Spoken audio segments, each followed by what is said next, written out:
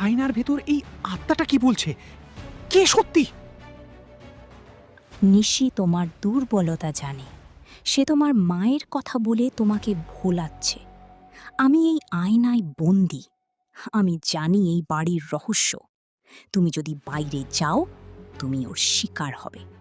বিশ্বাস না হলে আয়নার দিকে তাকাও।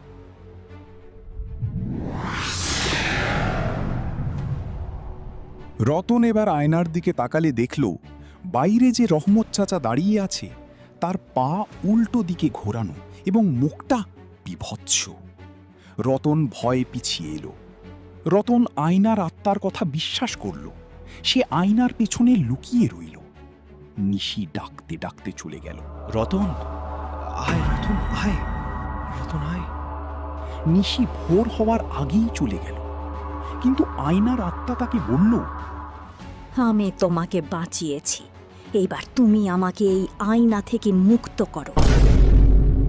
কিভাবে মুক্ত করব আমি? তুমি শুধু তোমার হাত থেকে এক ফোঁটা রক্ত এই আয়নায় দাও। নিশ্চয়ই, তুমি আমার প্রাণ বাঁচিয়েছ। এ বলে কিছু না ভেবেই নিজের পকেট থেকে একটি ছুরি বের করে রতন তার আঙুল কেটে এক ফোঁটা রক্ত আয়নায় দিল। সাথে সাথে এক বিকট শব্দ হলো আর পুরো ঘর ধোঁয়ায় ভরে গেল।